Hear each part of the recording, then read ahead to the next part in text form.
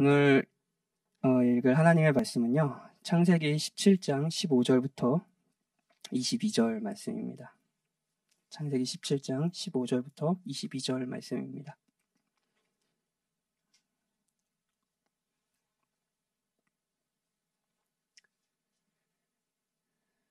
창세기 17장 15절부터 22절이고요. 우리 한 절씩 교독하도록 할까요? 제가 먼저 읽을게요.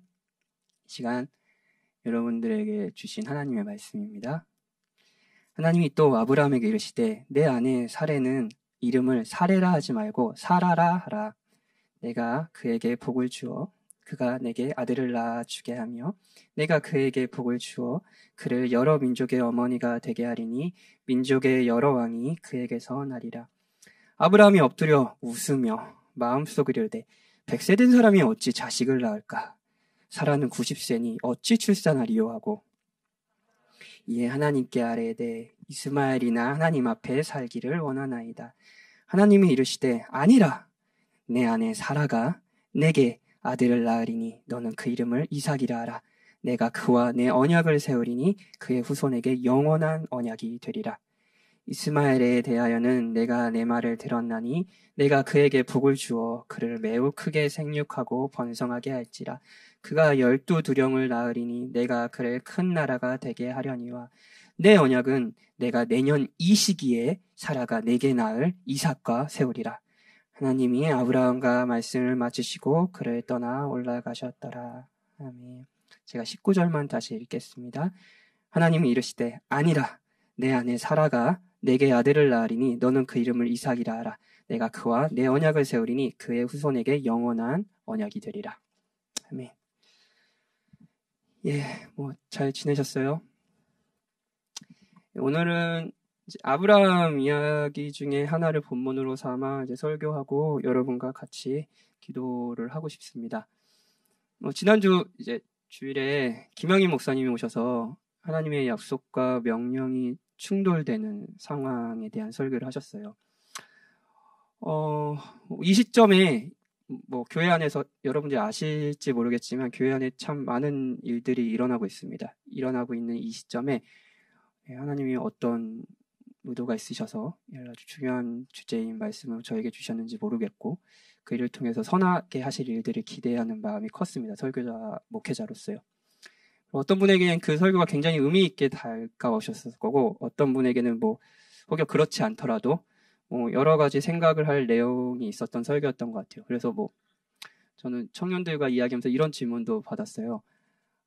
약속과 명령이 충돌된다라고 하는데 그게 제 상황에서 어떤 건지 잘 모르겠어요. 이런 질문들도 받았는데 사실 여러 가지를 생각해 볼 수 있게 하는 중요한 설교였던 것 같아요. 예. 그래서 묻어가는 건 아니고요. 예. 좀 잠깐 자켓 좀 벗을게요. 제가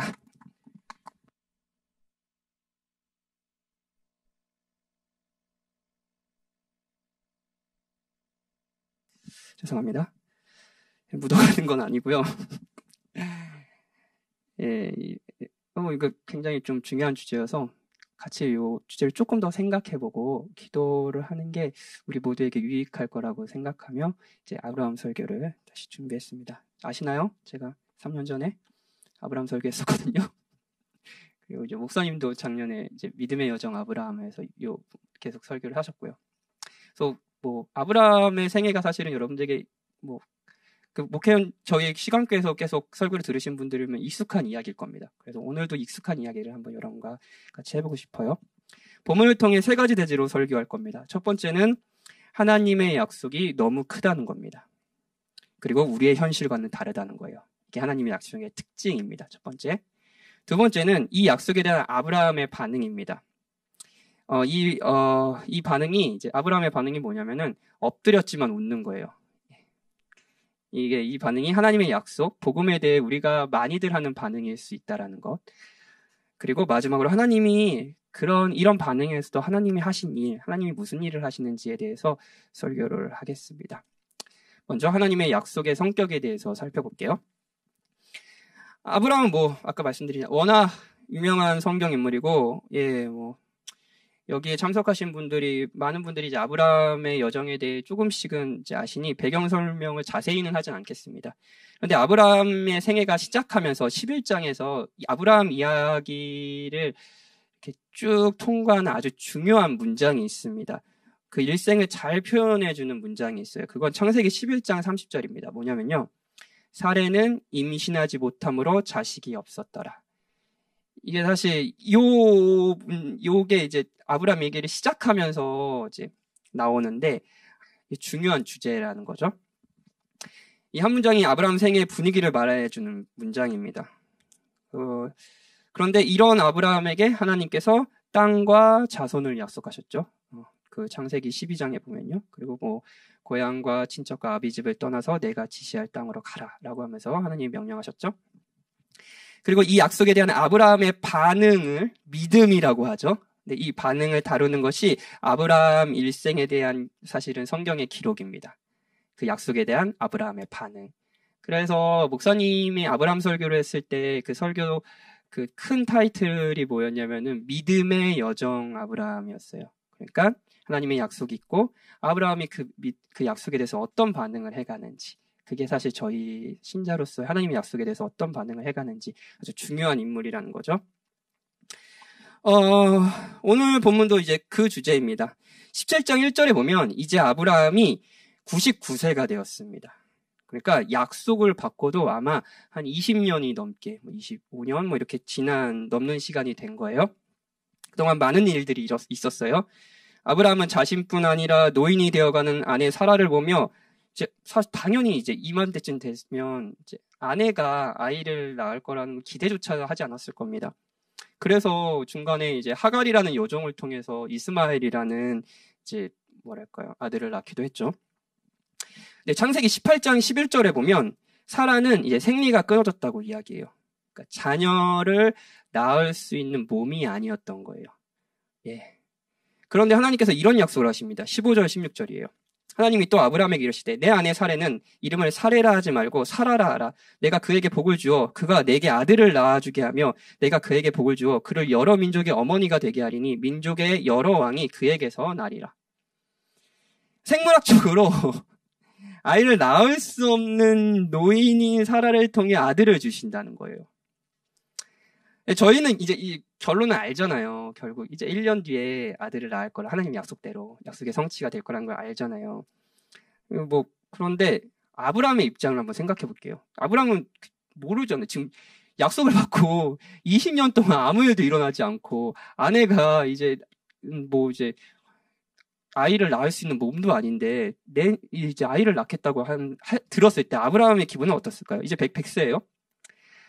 그 당시 사람들의 나이와 현재 나이를 고스란히 비교할 수는 없어요. 이제 지금 당시의 100세와 아브라함의 100세는 다를 겁니다. 왜냐면 그때는 더 오래 살았으니까요. 그런데 그때에도 100세는 노인이었습니다. 자녀를 낳는 것은 기적이었어요. 거기에다 사례도 노인이라 그랬죠? 생물학적으로 아이를 낳을 수 없어요. 그런데 아이를 주시겠다는 약속을 하는 거예요.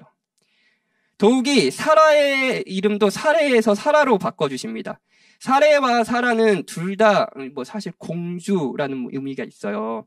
근데 하나님께서 이름을 바꿔주시며 의미까지 부여해 주십니다. 그러니까 많이들 들으셨겠지만 이름은 정체성, 고대 근동사에서 정체성을 의미하잖아요. 그러니까 정체성을 부여해 주시는 거예요. 여러 민족의 어머니 이렇게 얘기하시는 거예요. 이제 이 여인은 이제 사라다. 열방의 어머니, 여러 민족의 어머니가 될 거다. 자녀도 없는 사람이에요. 이렇게 얘기하시는 거예요. 이제 내 아내는 단순한 공주가 아니다. 단순히 아름다운 여인이 아니다. 이 여인은 너와 함께 내가 한 약속을 성취하고 이뤄갈 언약의 동반자다. 내가 이 여인을 통해 너와 한 언약을 성취할 것이다. 라고 99세 때 이야기하시는 거예요. 이 부분에서 하나님이 자기 백성과 하시는 언약의 특징을 알 수 있습니다. 언약의 특징이에요. 언약은 너무 큽니다. 상상할 수 없는 일이에요. 생물학적으로 아이를 낳을 수 없는 여인입니다. 하나님은 일어날 수 없는 일을 이야기하고 계신 거예요. 자, 그리고 이 약속은 아브라함의 현실과는 전혀 다른 이야기를 하고 있습니다. 너무 크고요. 한편으로는 현실과는 전혀 다른 이야기인 거예요. 아브라함은 99세까지 아이가 없었어요. 이것이 현실입니다. 노령의 부부예요. 이것이 아브라함의 현실인데 약속은 다른 이야기를 하고 있는 거죠. 그래서 더욱이 믿기 힘들지 않았을까요? 우리도 마찬가지입니다, 여러분. 하나님의 약속, 성경은 사실 하나님의 약속으로 가득 채워져 있거든요. 자기 백성들을 향한 하나님의 약속. 하나님의 약속에 대한 옳은 반응이 믿음이라고 했을 때 우리가 믿음을 보이지 못하는 이유는 그 약속에 대해 믿음이 생기지 않는 거예요. 믿음으로 반응하지 않는 거예요. 반응하지 못한 이유가 뭔지 알아요? 하나님의 약속이요. 너무 크고요. 그리고 우리의 현실과는 다르다는 거예요. 팀 켈러 목사님은 복음 안에서 발견한 참된 자유, 우리 교회에서 되게 중요한 책이죠. 목사님과 강독회 하신 분들도 계실 텐데 이 책을 한번 꼭 읽어보세요. 많은 분들에게 진짜 선한 영향력을 주셨던 책입니다. 이 책에서 매일 사람들의 평가를 시달리는 우리에게 최종적인 평결이 이미 났다고 이야기합니다. 이렇게 얘기해요. 인용할게요. 우리는 날마다 재판을 받습니다. 여러분 직장생활에도 재판을 받으셨죠? 그러나 좋은 평결을 받기 위해 애쓸 필요가 없습니다. 이미 주님이 최종적인 판결을 내리셨기 때문입니다. 너는 내 사랑하는 아들이라 내가 너를 기뻐하노라. 그리스도가 우리의 죄가 되어 십자가에 죽으시고 부활하셔서 그리스도의 의로우심을 우리의 것으로 여겨주셨기에 그리스도가 들었던 바로 이 평가, 세례받을 때 그리스도가 우리의 대표가 돼서 세례를 받으셨을 때 하나님이 그리스도를 보시며 예수님을 성자 하나님을 보시며 하셨던 평가였죠. 들었던 그 바로 이 평가가 우리의 평가가 된다라는 것. 이게 복음입니다. 그렇죠? 우리에게 가장 중요한 마지막 판결은 이미 정해졌다는 것. 이게 복음이에요. 자, 좋죠? 복음 좋죠? 이건 이루어진 일이고 한편으로 그 마지막에 완전히 이루어질 약속입니다. 하나님이 이미 여러분을 인정하시고요. 영원히 인정하실 겁니다. 자, 좋은 말이죠? 좋죠? 그런데 너무 크지 않나요? 우리 현실과는 진짜 다르지 않나요? 자, 오늘도 직장 상사 눈치 보고 오신 분, 마음의 손을 드세요.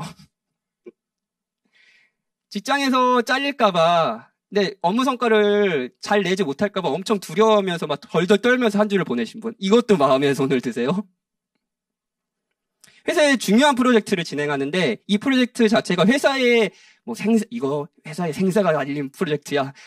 뭐 그런 얘기 하잖아요. 근데 이 회사 자체뿐만 아니라 내가 회사에 얼마나 버틸 수 있을지를 결정해 줄 것 같은 프로젝트 때문에 이 프로젝트로 내 10년의 삶이 결정될 것 같은 두려움 때문에 일하고 오신 분. 자, 취중생 여러분. 오늘도 어머니의 차가운 눈빛. 넌 언제까지 그렇게 살래? 말씀은 하지 않으시지만 그런 눈빛을 받고 오신 분. 이게 현실 아닌가요? 근데 하나님이 여러분을 인정하신대요. 하나님의 약속과 여러분의 현실이 너무 다르지 않나요? 다른 예를 들어볼까요? 여러분에게 이런 약속도 있습니다.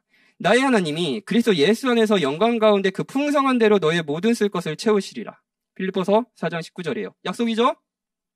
그리스도가 풍성하신 대로 여러분들 필요한 것을 하나님이 주신다는 거예요. 필요한 것을 주신대요. 그리고 그 근거가 하나님의 풍성함입니다. 그리고 그리스도 안에서입니다. 그리스도를 보시듯 우리 하나님께서 우리를 보시는 거예요. 그리스도 안에서 우리가 하나님의 자녀가 되었기에 당연히 하나님은 우리의 생계를 책임지신다는 거죠. 우리 아버지시니까요. 더 믿기 힘든 약속도 있습니다. 이런 약속도 있어요. 로마서에 보면 성령이 친히 우리의 영과 더불어 우리가 하나님의 자녀인 것을 증언하시니 성령이 그렇게 하신대요. 그런데요, 자녀이며 또한 상속자, 곧 하나님의 상속자요. 그리스도와 함께한 상속자니. 자, 여기까지. 자, 여러분에게 유산을 받을 아버지가 계십니다. 만약에 여러분이 대기업 회장이 여러분의 아버지고 그 대기업 회장의 재산이 여러분들 유산이 된 것 같으면 여러분 엄청 든든할 것 같죠. 그렇죠? 근데 그 정도가 아니라 이 땅을 만드신 분이 이 땅의 이 전 우주의 주인이 여러분의 상속자. 여러분을 상속자로 여기신대요. 그분의 상속자가 바로 여러분이죠. 이거 약속이에요. 자, 좋아요. 좋은 말씀이죠? 좋죠? 마음에 감동이 되나요? 좋은 말씀이에요. 그런데 현실은요? 경제적으로 어렵고요. 잘 다니던 직장에서 정리되고요. 사업을 하는데 너무 불안하고요. 한 달은커녕 하루의 생계를 걱정하고요. 이게 현실 아닌가요? 약속과 현실이 너무 멀지 않나요? 제가 이제 지난주에 동석이랑 같이 동석아 얘기해서 미안해. 욕은 안 할 거야. 잠깐 물 좀 마실게요. 제가 오늘 설교 중간에 뭐를 많이 하네요. 예. 동석이가 이제 목회를 앞으로 할 거니까 이제 질문을 하더라고요. 여러 질문을 했어요. 그래서 저도 그렇고 동석이도 유익한 시간이 되었길 바라는데, 동석이가 이런 질문을 해요. 목사님, 이제 작년까지 청년부 사역을 하셨잖아요. 근데 작년부 사역을 하시면서 달라진 거는 뭔가요? 작년부 사역하면서 어떤 분이 다른가요? 라는 질문을 했어요. 이게 달라진 게 있습니다. 제가 진짜 교만하게 목회를 했구나라는 걸 정말 느꼈어요. 예를 들어 제가 청년기를 경험했기 때문에, 그러니까 청년이 남자친구 헤어져서 너무 힘들어하는 거예요. 여자친구 헤어져서 너무 힘들어하는 거예요. 그러면 막 힘들어하니까 저도 마음이 아프고 하지만 한편으론 죄송해요. 청년들 무시하는 거 아니에요? 약간 귀엽다고 해서 미안한데 그런 게 있었어요. 왜냐면 분명 한 6개월 뒤에 새로운 남자 만나서 데리고 와서 목사님 저 불신자 만났어요. 어떡해요? 막 이렇게 뻔하고, 목사님 불신자랑 결혼해도 돼요? 막 이럴 것 같은데 막 지금 막 세상이 무너진 듯이 막 그러니까 이렇게 위안이 되면서 좀만 참아 이런 말을 할 수 있었어요. 그리고 예를 들어서 이제 직장을 구하는 게 너무 힘들어하는 청년들도 되게 마음이 안쓰럽고 너무 청년기에 그런 혼란의 시기를 겪는 게 너무 마음이 아팠지만, 그럼에도 불구하고 약간 위안이 되는 게, 이러다가 직장을 얻을 거라는 걸 알고 있거든요. 그러면서 막 저한테 목사님 기도해 주셔서 직장을 얻었어요. 목사님 진짜 하나님 살아계셔요. 막 이렇게 올 거란 거 알고 있어요. 그리고 한 달 뒤에 왜 하나님이 이따위 직장을 주셔가지고 주실 거면 좀 좋은 직장을 주시지 왜 이런 직장을 주셔가지고 하나님 줬다 뺐다 이거 진짜 이럴 거란 거 알고 있어요. 그러니까 이제 그러니 이제 청년들을 신방하면서 여러분 사랑합니다. 여러분들을 무시하고 그러는 건 아니에요. 무시하는 것처럼 들릴까 봐 좀 겁이 나는데 그래도 그런 마음이 있었어요. 제가 겪은 여정이고 청년들의 삶을 봤으니까요. 근데 장년들은 문제가 터져요. 예를 들어서 관계 문제가 터진다고 해봐요. 부부관계 문제가요. 뭐라고 해줘야 될지 모르겠는 거예요. 부부 사이가 안 좋아요. 부부의 신뢰가 완전히 깨졌어요. 근데 거기서 6개월 뒤에 네, 어떻게 목회를 하고 어떤 말을 해주고 어떻게 돌봐야 되는지 답이 없는 거예요. 예를 들어서 직장을 얘기해 볼까요? 10년 동안 다니던 직장을 그만두게 됐어요. 코로나 시기예요. 그러면 이제 나이가 40이에요. 이제 50대예요. 아이들은 초등학교도 들어가지 않았어요.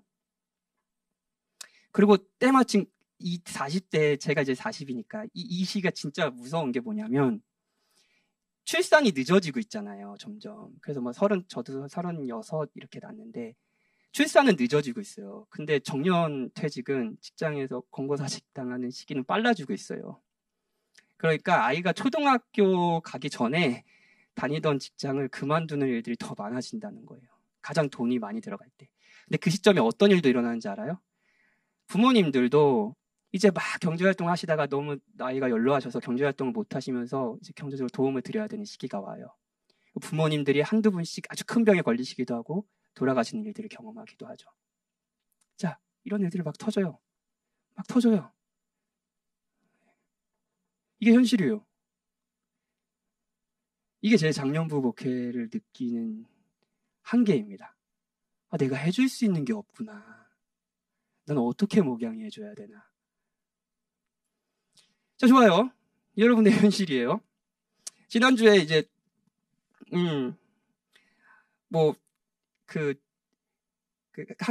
제가 이제 친하게 지내는 이렇게 조절을 하는 이제 형님이 예전 좀 된 드라마인데 이제 나의 아저씨라고 그 드라마가 이게 구겨진 삶이 공동체를 통해서 회복되는 이야기라고 그러는 거예요. 그래가지고 너무 혹해가지고 그거 불륜 얘기 아니에요? 그래서 불륜 아니에요. 막 이거 한번 봐보세요. 그래가지고 제가 봤어요. 근데 한 4편까지 보는데 표질 기미가 안 되고 계속 구겨진 것만 계속 나와. 구겨진 사람들만 계속 나와요. 그래가지고 이거 언제 펴지는 거예요? 공동체를 통해서 펴진다 그러는데 언제 펴지나? 예. 근데 슬픈 건 이제 그 드라마 속의 이야기만이 아니라는 거죠. 저는 여러분들의 구겨진 인생을 보고 있고요. 그 구겨진 인생이 어떻게 펴질지에 대한 답도 안 나오는 모습을 지켜보고 있습니다. 건강하다고 자부하는 건강이 하루아침에 잃어가는 모습도 보고요. 예, 경제적으로 어떻게 살아야 될지 너무 고민하면서 힘들어하고, 단지 이제 경제적으로 힘든 게 내뿐만 아니라 아내와 자녀들의 문제이기 때문에 너무 고통스러워하는 가장들의 모습도 보고요. 자, 이게 현실이에요. 그런데 하나님의 약속은 현실과 전혀 다른 이야기를 하잖아요. 너의 쓸 것을, 그리스도 안에서 너의 쓸 것을 채우시겠대요. 우리가 하나님의 상속자래요. 그래서 더 믿기 힘들지 않나요? 그래서 더 믿기 힘들지 않나요? 복음이 여러분들에게 믿기 힘든 이야기 아닙니까? 여러분, 현실은 다르니까요. 너무 크고 현실과는 동떨어져 있는 이 약속에 대해 아브라함은 어떻게 반응했을까요? 17절이에요. 아브라함이 엎드려 웃으며 마음속으로 이르되 100세 된 사람이 어찌 자식을 낳을까? 사라는 90세니 어찌 출산하리요? 이게 아브라함의 반응이었어요. 아브라함은 엎드렸습니다. 엎드리는 행동 자체는 이제 성경 속에서 경배음의 순종의 의미를 지닙니다. 자, 하나님 앞에 엎드렸어요. 하나님의 약속을 믿는 것 같은 행동은 했어요. 그런데 웃어요. 웃음의 의미는 바로 뒤에 나오죠. 100세 된 사람이 어찌 자식을 낳을까? 사라는 90세니 어찌 출산하리요? 불신의 웃음이에요. 좀 말도 안 되는 이야기 좀 하지 마세요. 아브라함은 믿음과 순종의 의미로 엎드리고는 있지만 사실은 그 약속을 믿지는 않는 거예요. 그리고 그 아브라함의 반응이 사실은 저와 여러분이 하나님의 약속을 들을 때 많이 하는 반응일지도 모르겠습니다. 사랑하는 여러분, 우리는 꽤 경건한 자세로 지금 이 자리에 앉아 설교를 듣고 있습니다. 금요기도까지 나왔어요. 훌륭합니다. 박수 쳐드리고 싶어요. 한 주의 피로가 몰려오는 이 시간에 어떤 원함이든 기도하려고 보였죠. 좋습니다. 좋아요. 훌륭합니다. 우리는 엎드렸어요. 아브라함처럼요. 신앙의 행동을 해요. 아무 일도 없었다는 듯이 예배를 드리고 소그룹을 하고 제자훈련도 받고 리더도 섬기기도 하고요. 신앙의 행동들을 합니다. 봉사도 하고요. 찬양도 해요. 그런데요, 주일에 선포되던 하나님의 약속을 믿지는 않습니다. 웃을 뿐이죠. 가볍게 여기며 지나갑니다. 그리고 일상으로 가죠. 일상을 그저 열심히 살아요. 그리고 주일이면 이곳에 와서 엎드리긴 합니다. 그런데 그날 선포되는 주의 말씀에 대해 소망을 갖고 위로를 받고 믿음으로 반응하지는 않습니다. 아브라함의 반응이 바로 우리의 반응 아닌가요? 18절에 아브라함의 반응도 우리의 반응을 보여줍니다. 아브라함은 이스마엘이나 하나님 앞에 살기를 원합니다 라고 말하는 거예요. 자, 이런 거예요. 살아요. 웃었죠? 말도 안 되는 얘기 하지 말고요. 됐고요. 그냥 저기 이스마엘이나 하나님 앞에 살게 해주세요. 저기 하갈에서 난 이스마엘이나 살게 해주세요. 굉장히 회의적인 반응인 게 보이나요? 자, 우리의 버전으로 해볼까요? 우리의 버전? 저의 버전? 하나님의 자녀로 상속을 받는다고요? 그냥 먹고 살게나 해주세요. 직장이나 주세요. 서울에서 살 수나 있게 해주세요. 지금 서울에 살기 얼마나 힘든데 하나님의 상속자, 우주를 그냥 먹고 살게나 해주세요. 하나님께서 그리스도 안에서 우리를 인정하신다고요? 그리스도 안에서 저에게 영원한 인정을 주셨다고요? 그냥 직장에서 욕이나 먹지 않게 해주세요. 마지막 판결을 하신다고요? 그저 저 인간이 제 앞에 보이지는 않게 해주세요. 하나님의 약속과 전혀 어울리지 않는 현실을 보면 우리가 많이 보였던 반응 아닌가요? 아브라함은 진짜 믿지 않았습니다. 아브라함은 진짜 믿지 않았어요. 21절에 보면 하나님은 정확한 시기까지 알려줬어요. 이제 그 전까지 이제 하나님의 약속이 점점 더 명확해져 가거든요. 처음에는 그냥 그 고향과 친척과 아비집을 떠나라. 내가 지시할 땅으로 가라. 그러면은 민족을 주겠고 누구한테서 준다고 얘기도 하지 않았어요. 근데 오늘 보면 더 명확해지죠. 사라한테도 준대. 언제 준다고 얘기도 하지 않으셨어요. 근데 시기까지 오늘 명확하게 얘기하셨어요. 뭐냐면 내년에 주신대요. 내년 이 시기에 21절에 보면 이 시기에 사라가 내게 낳을 이삭. 자, 내년이면 낳을 거예요. 딱 1년만 건드리면 돼요. 1년만. 지금 막 20년 넘게 기다렸잖아요. 딱 1년만 기다리면 된다니까요. 1년이에요. 근데 아브라함은 믿지 않았습니다. 20장에 보면, 오늘 17장이었는데 20장에 보면 이삭이 태어나기 전에 얘기해요. 근데 이삭이 태어나기 전에 아브라함은 또 한 번 동일한 죄를 졌습니다. 언제 지은 죄냐면은 애굽으로 내려갔을 때 12장에서 졌던 죄를 동일하게 져요. 같은 죄예요. 뭐죠? 자신의 아내를 여동생이라 속이는 거예요.